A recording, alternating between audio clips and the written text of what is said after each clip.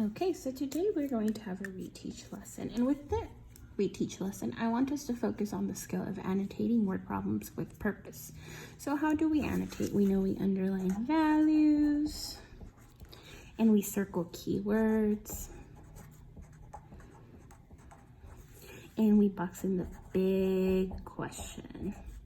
So watch me use that skill today as I go over these word problems.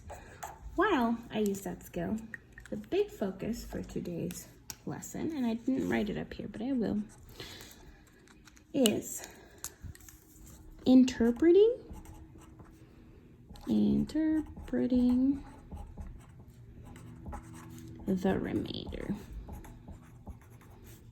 remainder. Now, interpreting might be a new word to you. Interpreting means how do we make sense of it? So we know that sometimes it makes sense to include the remainder, and sometimes it doesn't when you're answering your big question. And today we're going to talk a little bit more about how we make that decision. Okay, so let's see. A movie theater needed 48 popcorn buckets. If each package has 9 buckets in it, big question. How many packets will they need to buy? Miss Leon forgot her question mark. Okay, so let's look. I know that we need 48 buckets. And I also know that each package has 9 buckets. So I'm going to put one package, because if you buy one, it'll only have 9, equals 9 buckets. Okay? Now, you may already know, based on what we've learned, that what we need to do here is divide. So let's figure out how many buckets we need to buy. So there's a 48, and there's a 9. 9 fits into 48 5 times. 9 times 5 is 45. 48 minus 45 gives us a remainder of 3. Now pause the video and ask yourself, does the remainder matter when we think of the big question? Think. And this might not be as easy as it looks.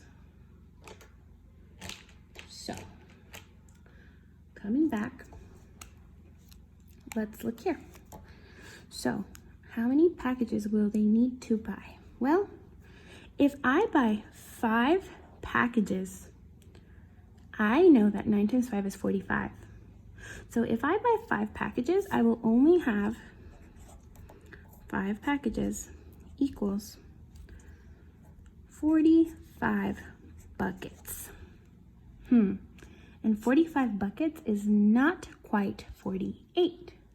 Therefore, I would not have enough buckets. So if I know that in 5 packages, I can only fit 45, to answer the big question, I have to really use my brain and think, is 5 packages enough? It is not. So that remainder mattered because that remainder told you that you needed to buy 6 packages in order to fit all 48. And you have to be very careful when you answer the big questions. Looking at them and thinking back to them is what's going to help you answer the question. So let me use a statement because that's the only way I know my answers are correct. How many packages would they need to buy? They will need to buy 6 packages. Okay, moving on to question 2. It says, an airline has 59 pieces of luggage to put away. If each luggage compartment will hold, that's definitely important, will hold 6 pieces of luggage, how many will there be in the compartment that isn't full? This is a strange big question, kind of not like something we are used to seeing. So let's think. An airline has 59 pieces of luggage, or 59 luggages. If each luggage compartment, so there are compartments, and each holds 6. One compartment will hold 6 luggages. How many will be in the compartment that isn't full? Now that's a completely different question that we're used to see, so I'm going to think. All right, so first let's start with the obvious thing to do. Let's do some division. So 59 divided by 6. 6 does not fit into 5, and 6 fits into 59. Exactly 9 times. 6 times 9 is 54. 59 minus 54 is 5. So there is a remainder of 5. Now let's think. Does this one matter? So if I reread the question, it says, how many will there be in the compartment that it isn't full?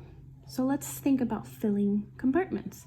In one compartment, we said we could fit 6 luggages. And we know we're going to fill a total of 9 compartments will be full. But we also know that that's not the question. The question is how many will be in the compartment that is not full or isn't full. Super key to know that. So since I know I'm going to fill 9 compartments, I'm going to fill 9 compartments. My question is, with what I have left over, which we know is not going to fill one because it's a remainder. Remainders will not give you a full one. That's my answer here. I actually know that in the compartment, in the last compartment,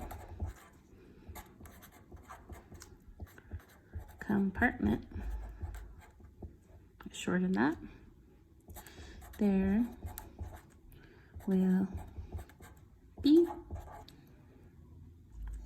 5 luggages.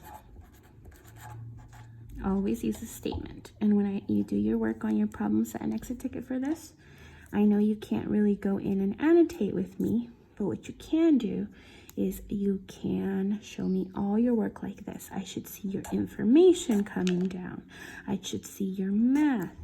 I should see your statement. All of these things help me see how you're thinking. So again, for this first one, the remainder was super important because we needed to buy one more package based on the fact that we had a remainder. And on the second one, the remainder was also very important because we knew that whatever was left over was the compartment that would not be full.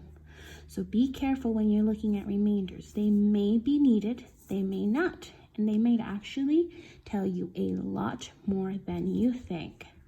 So go ahead and do your problem set now. And what I want to see again is you're annotating outside here, not in the problem set. You can't do that online, but outside here, I want to see your math and I want to see your statement.